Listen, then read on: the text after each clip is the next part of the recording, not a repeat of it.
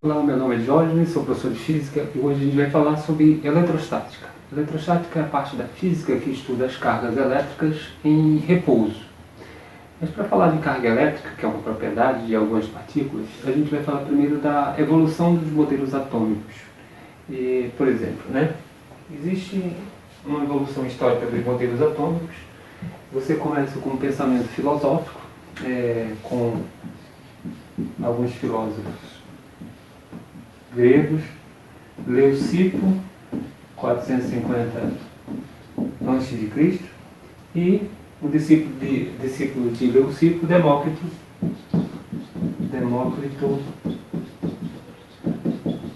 cerca de 470 a 380 a.C. O pensamento nessa época era que a matéria poderia ser composta por partículas indivisíveis, e esse pensamento filosófico, não existia ainda ciência como a gente conhece hoje, ela foi desenvolvida por esses dois filósofos. Tempos depois, você tem um primeiro, através de um método experimental, você tem um químico, John Dalton, em 1808, que propõe que cada elemento químico é formado por uma pequena partícula indivisível, maciça, e aí o átomo de Dalton ele é conhecido como bola de bilhar. Então, cada elemento químico dos elementos conhecidos até então eram diferentes pelo tamanho, pela massa desse elemento. Então eram partículas indivisíveis e que o Dalton propõe em 1808. Depois você tem o modelo do Thomson, em 1897. Já o Thomson, ele, através de experimentos em laboratório, ele descobre o elétron e ele propõe que, colocando agora já ingredientes a mais do Dalton, ele coloca que existem partículas positivas e negativas desse átomo. Você tem um corpo positivo incrustado com partículas negativas, que são os elétrons. Esse modelo do Thomson, em 1897, ele é comparado a um pudim com passas. Ficou conhecido porque você tem um núcleo positivo e incrustado com partículas negativas. Então ficou conhecido popularmente como pudim com passas.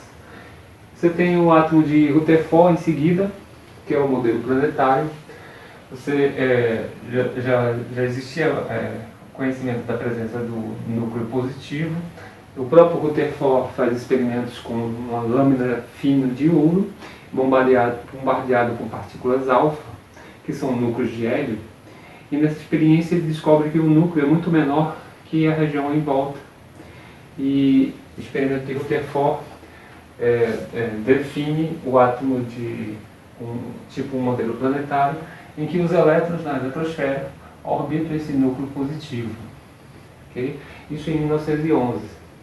Só que o modelo do Rutherford ele tem um problema conceitual, é que o elétron, já usando a teoria eletromagnética, o elétron, como uma partícula acelerada, ela deveria irradiar energia, e ao perder energia, esse elétron deveria chocar-se com o núcleo, e aí você não teria estabilidade a matéria.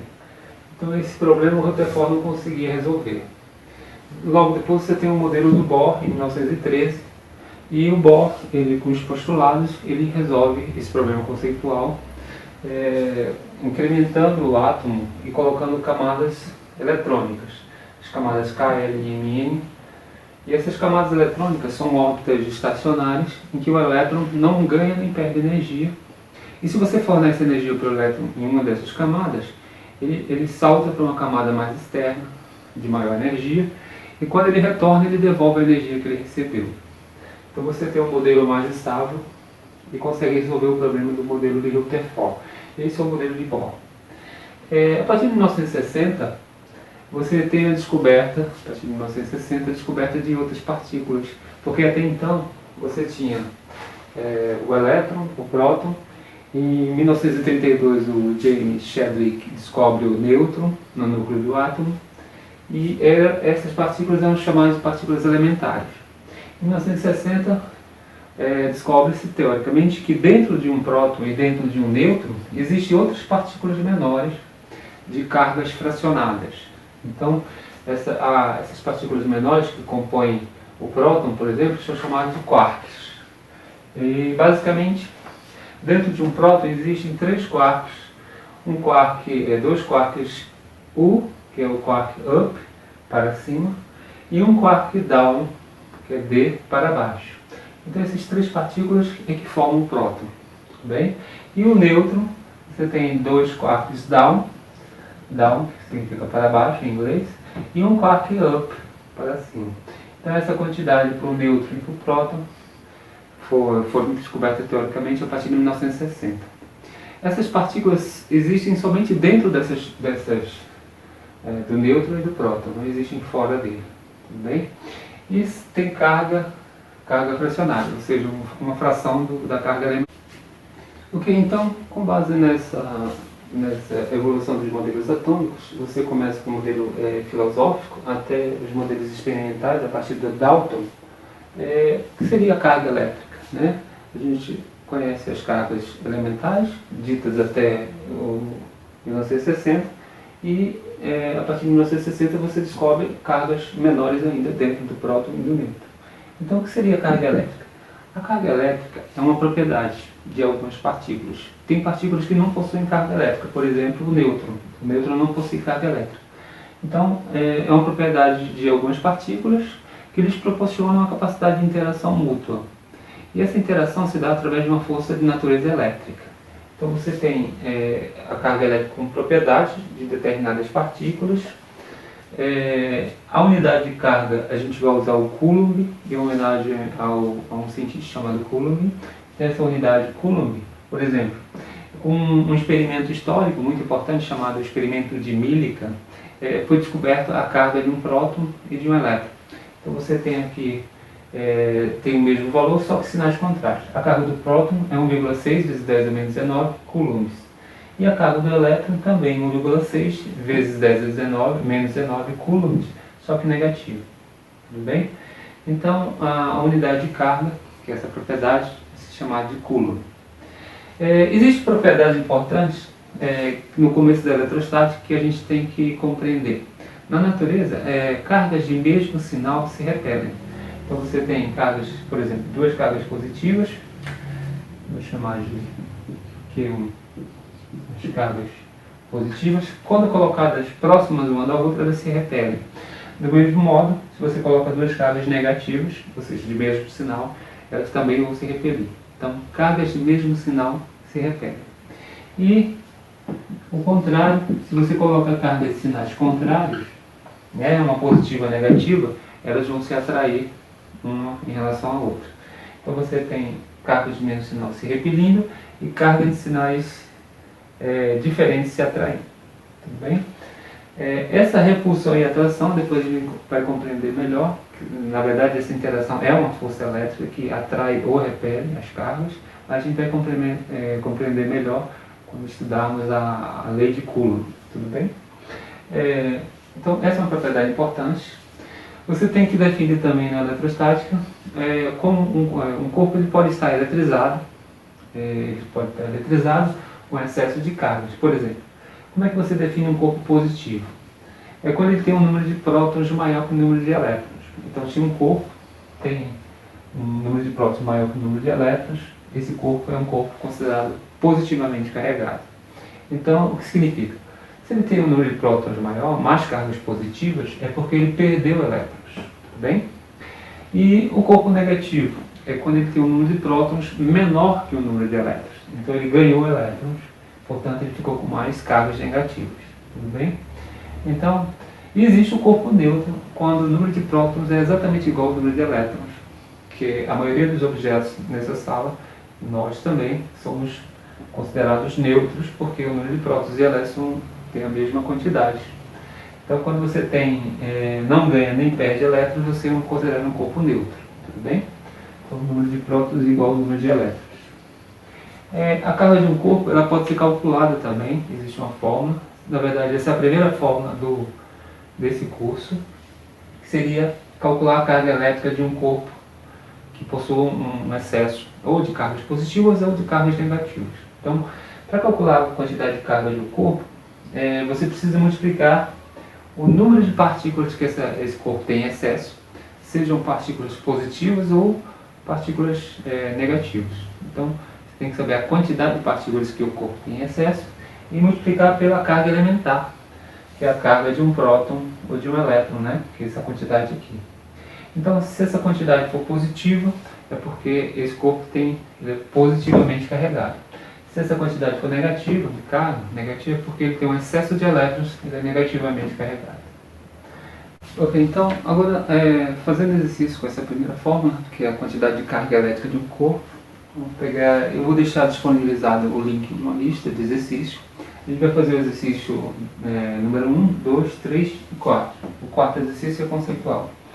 Então, o exercício 1, ele diz assim: na eletrosfera de um átomo de magnésio temos 12 elétrons. Quando ele te dá a quantidade de elétrons de um átomo, a quantidade de elétrons, na fórmula você tem a quantidade de carga, é o número de partículas que o corpo possui em excesso, vezes a carga elementar. Então esse N é a quantidade de partículas que o corpo tem em excesso. No caso aqui ele tem 12 elétrons na eletrosfera, esse átomo. Então ele tem um excesso de cargas negativas. Então você já tem o N da fórmula. Então, para calcular a carga elétrica dessa eletrosfera, desse átomo de magnésio, você pega a fórmula N vezes C e substitui o número de elétrons que ele te deu. Esse número de elétrons você coloca no lugar do N, que é a quantidade de cargas em excesso que ele tem, no caso negativo, coloca aqui, e multiplica pela carga elementar. Então esse E é a chamada carga elementar. Esse E aqui é a carga elementar, que foi medida em laboratório com a experiência do Millikan, que mede a carga do elétron, que também é a carga do próton, que vale 1,6 vezes 10 a menos 19 coulombs. Então, você multiplica por essa quantidade. Então, 1,6 vezes 10 a menos 19. Então, feita essa multiplicação, você obtém a carga total desse corpo, que tem 12 elétrons na eletrosfera. Tudo bem? Então, vamos fazer essa conta. A gente pega aqui 1,6 vezes 12, multiplica o número de elétrons vezes a carga elementar. 2 vezes 12 tem 1.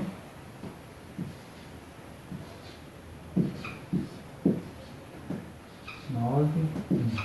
Uma casa depois da vírgula, uma casa. Então vai ficar a quantidade de carga total desse átomo é 19,2 vezes 10 a menos 19 coulombs. A carga dada em coulombs, essa é a quantidade encontrada. Tudo bem?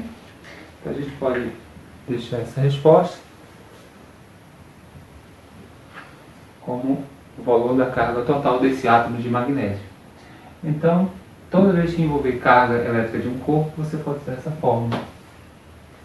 O segundo exercício, do mesmo modo, ele te dá o número de elétrons que estão na eletrosfera de um átomo de carbono. Então, na eletrosfera de um átomo de carbono, você tem 6 elétrons. Ele pergunta qual é a carga elétrica dessa eletrosfera, a carga total.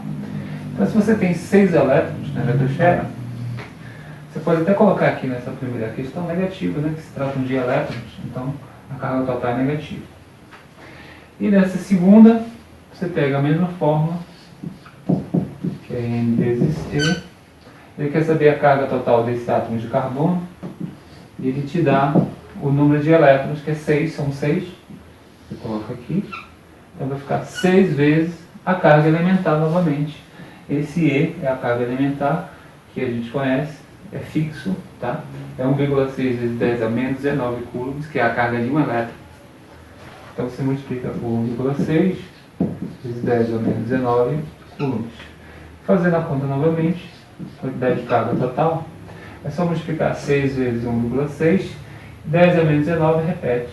Então vai ficar 1,6 vezes 6, 6, 36, 3, 9, dá 9,6 vezes 10 a menos 19, repete. Coulombs, a gente está calculando a carga, portanto a unidade é o coulomb, tudo bem? Essa é a resposta da segunda questão. Então, calculamos dessa forma a segunda questão. As duas primeiras pediu para você calcular a quantidade de carga de um corpo, você usa direto a forma. A terceira questão, ela pede algo diferente. Usando a mesma forma, a gente tem aqui, considerando a terceira questão, um corpo tem uma carga igual a menos 32 vezes 10 a menos 6. Então, na terceira questão, ele já dá a carga do corpo, em coulombs. Então, quando ele te dá a carga do corpo em coulombs, essa carga, esse Q, que aparece bem aqui, tá bem? Esse Q aqui é a carga do corpo. Como você já tem aqui, na terceira questão, o que ele está pedindo nessa questão? A terceira questão diz, quantos elétrons há em excesso nesse corpo? Já que a carga do corpo é negativa, né? Aqui também você pode colocar negativo, também na segunda era negativo no número de elétrons. Como a carga do corpo é negativa, você pode considerar que existe um excesso de elétrons nesse corpo. E aí você, para calcular a quantidade de elétrons, você calcula esse N. Então N é a quantidade de partículas que o corpo tem em excesso, no caso aqui elétrons.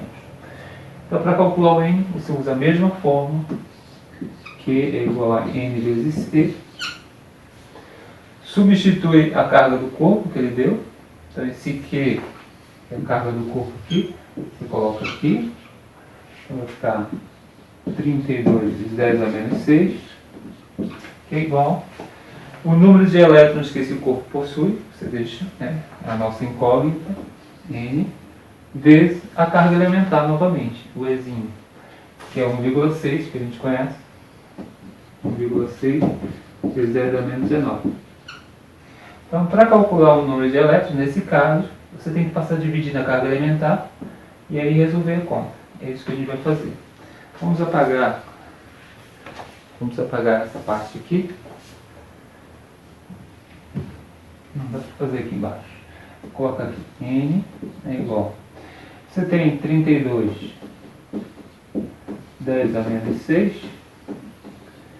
Ele está multiplicando 1,6 o número de elétrons, passa dividindo. Então, passa dividindo 1,6, 10 a menos 19.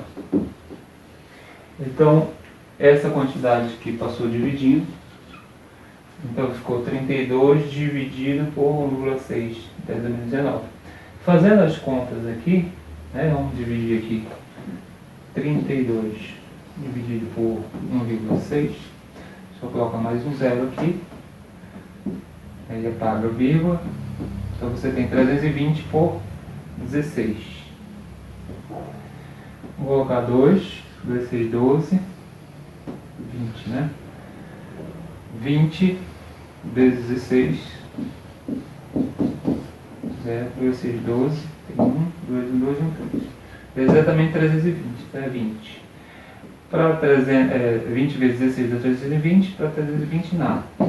Então aqui deu 20, essa conta vai ficar 20, a gente dividiu, né, 32 por 1,6, deu 20, e agora a gente divide 10 a menos 6 por 10 a menos 19. Você repete a base 10 e subtrai os expoentes. Expoente menos 6, subtrai do expoente de baixo, que é menos 19. Então vai ficar menos 19. Expoente de cima menos o expoente de baixo. Então vai ficar menos 6, menos com menos dá mais, 19. 19 e menos 6 dá o sinal dos maiores que trai. Tudo bem? Então aqui vai ficar 13. Tudo bem? Então essa é a quantidade de elétrons em excesso dentro desse corpo que tem carga 32 vezes 10 a menos 6 coulombs. Então você consegue calcular também o N. Esse aqui é o N. Ok? Então, feito isso, calculamos as 3 primeiras questões que envolviam cálculo. A gente vai calcular a última questão. A última questão envolve a definição de corpo neutro. Você tem um corpo neutro e diz assim, a quarta questão. Qual o erro na afirmação? Uma caneta é considerada neutra eletricamente, pois não possui nem cargas positivas nem cargas negativas. Então, se uma caneta é considerada neutra, um objeto qualquer é considerado neutro, é porque ele não possui cargas, nem positivas nem negativas. O que está errado nessa afirmação? O que está errado é que um corpo neutro, qualquer corpo neutro, ele possui sim cargas positivas e negativas. Um corpo neutro possui cargas positivas. E ele possui cargas negativas também, só que na mesma quantidade, porque o número de prótons é igual ao número de elétrons. Ou seja, quando o corpo tem a mesma quantidade de prótons e elétrons, positivos e negativos, esse corpo é um corpo neutro. Então ele possui cargas, só que na mesma quantidade. Tudo bem? Sinais diferentes. Então, essa seria a correção da quarta questão. Você vai escrever isso. Então, sim, um corpo neutro possui cargas positivas e possui cargas negativas, na mesma quantidade. Ok, só uma observação. Se essa quantidade de carga você está calculando em módulo, então a gente pode fazer também assim, né? Calcular em módulo, tá? Coloca 2 barrinhas, significa que é o módulo da quantidade de carga de um corpo, módulo, e aí o sinal não é importante colocar.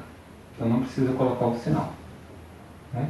Sabendo que o corpo tem 12 elétrons em excesso, essa quantidade de carga é negativa, você está calculando o módulo, então você pode deixar assim sem o sinal. Tudo bem? Ok, então partindo da propriedade das cargas, que diz que cargas de mesmo sinal se repelem e cargas de sinais contrários se atraem, essa interação entre as cargas ela é devido à força elétrica. E existe uma lei, chamada lei de Coulomb, que calcula essa força elétrica entre as cargas. Então, você tem a lei de Coulomb calculando a força eletrostática entre 2 cargas pontuais. Então, se você coloca 2 cargas Q1 e Q2 a uma certa distância entre elas, surge uma força elétrica. Se elas tiverem o mesmo sinal, por exemplo, elas vão se repelir. Se elas tiverem sinais contrários, elas vão se atrair. E para calcular essa força elétrica, né, você tem uma fórmula reduzida pelo Coulomb que tem a seguinte propriedade. Então, a força é diretamente proporcional ao produto das cargas. Você pode calcular em módulo, né, independente do sinal, em módulo, a força é diretamente proporcional ao produto dessas cargas. E a segunda propriedade diz assim que a força é inversamente proporcional ao quadrado da distância, essa distância que aí separa. E aí você tem a fórmula, lembrando, a F é a força calculada em newtons, as cargas Q1 e Q2 calculadas em Coulomb, D é a distância entre as cargas calculadas em metro no sistema internacional. Então aqui a gente está usando o SI, sistema internacional. E existe uma constante nessa fórmula chamada constante eletrostática, que para um vácuo, o valor dessa constante K vale isso aqui, 9 vezes 10 elevado a 9. Esse é o valor da constante eletrostática no vácuo. Então, no vácuo, essa constante de proporcionalidade vale isso, ok? Então, toda vez que eu for calcular essa força eletrostática, eu uso essa constante K aqui. Muito bem. Se a gente for construir o gráfico dessa força em função da distância, da força elétrica em função da distância, a gente vai obter esse gráfico aqui. Essa curva em azul a gente pode chamar de uma hipérbole. Então você tem um gráfico da força, dado em newtons, em função da distância, calculadas em metros. E aí essa curva mostra o seguinte: à medida que a distância aumenta, a força vai diminuindo, ou seja, inversamente proporcional, né? Como a gente havia falado. Então, se a distância é D entre as cargas, a força é uma força F. Se a distância dobrar, né, a força cai a quarta parte, porque a distância é elevada ao quadrado, né, inversamente ao quadrado da distância, a força. Então, a força cai a quarta parte. É possível demonstrar isso usando a fórmula e substituindo os valores de distância, ok? Então, a partir do conceito de lei força eletrostática, a gente consegue fazer uma demonstração experimental. Eu tenho aqui dois canudinhos, são neutros, né, e um pedaço de papel seco. E, a princípio, um corpo neutro, o quadro também está neutro, né, os objetos aqui na sala estão neutros. A quantidade de prótons e elétrons são iguais, tem a mesma quantidade desses corpos, então o canudinho é neutro. E não teria por que esse canudinho grudar na parede através de uma força, porque ele não tem propriedade elétrica, porque ele está neutro. Então ele não vai grudar aqui no quadro. Então a gente pode tentar fazer, ele não vai ficar. Agora, se a gente eletrizar um desses canudinhos, vou pegar esse canudinho que não grudou, eletrizar. A eletrização vai ser um assunto que a gente vai ver nas próximas aulas. Se a gente eletrizar, ele fica com excesso de cargas e aí sim surge a força elétrica e a gente consegue deixá-lo aqui no quadro. Ele vai ser atraído pelas cargas contrárias que estão no quadro através de uma força elétrica, que é a lei de Coulomb, ok? Uma força eletrostática. Então, esse é um exemplo. Ou seja, um canudinho neutro não consegue grudar, mas um eletrizado sim. O nêutron, ele cai. E o eletrizado consegue através de uma força elétrica. Então, essa é uma demonstração muito fácil de fazer, que é a eletrização. Como o canudinho é leve, né, a força gravitacional ela é muito pequena, então, comparada com a força elétrica, então a gente consegue se manter em equilíbrio na parede. Ok, então agora a gente vai aplicar nos exercícios a lei de Coulomb, né, força eletrostática, calcular essa força, usando dois exercícios como exemplo. Que a gente tem aqui na lista, que será disponibilizado, o exercício número 8, então o exercício 8 e o exercício 12. Os dois utilizam a fórmula da força eletrostática e a gente vai fazer isso agora. Então, você tem aqui no exercício número 8, dois corpos eletrizados positivamente. Então, são dois corpos com cargas positivamente carregados. Um dos corpos ficou com a carga de 10 a menos 5 coulombs e o outro com a carga de 10 a menos 7. Então, você tem as cargas dos dois corpos, vou chamar de Q1 e Q2, 10 a menos 5 e o outro 10 a menos 7 coulombs. Então você dado as cargas dos dois corpos, né, eletrizados positivamente, determine a força de repulsão, já que tem o mesmo sinal, as cargas, então vai haver uma força de repulsão eletrostática que aparecerá entre eles. Se forem colocados a uma distância d, é dada a distância entre as cargas, então d é a distância, é de 10 a menos 3 metros no sistema internacional, a distância está em metros, um do outro. Então considere a constante eletrostática, K igual a, você tem aqui K igual a 9 vezes 10 elevado a 9. Então, dado todos esses valores, o que ele quer nessa questão? Calcule a força entre essas cargas, essa força de repulsão. Então, a gente vai calcular a força.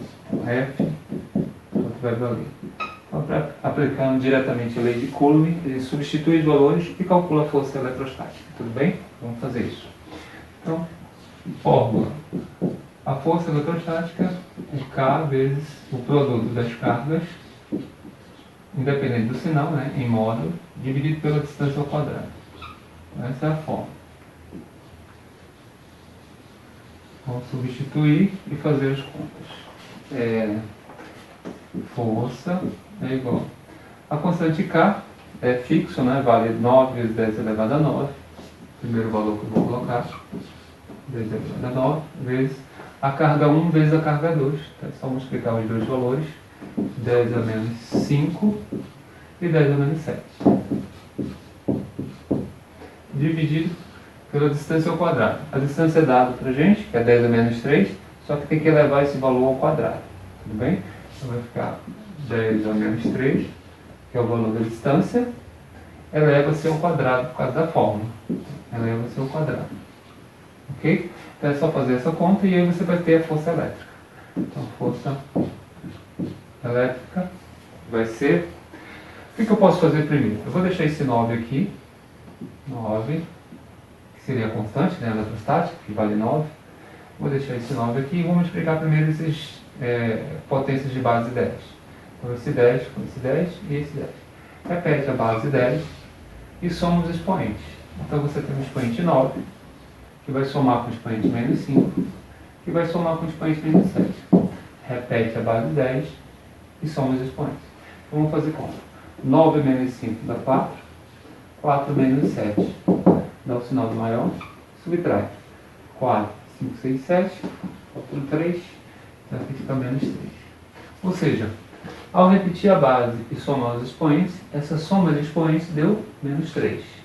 Tudo bem? Isso no numerador. Dividido, né? Vou passar um traço aqui. A gente pode apagar esse cálculo aqui.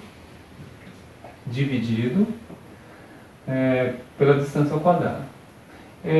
Potência da potência, você pode multiplicar o expoente de fora pelo expoente de dentro. Então vai ficar 10 elevado a menos 2 vezes 3, 6.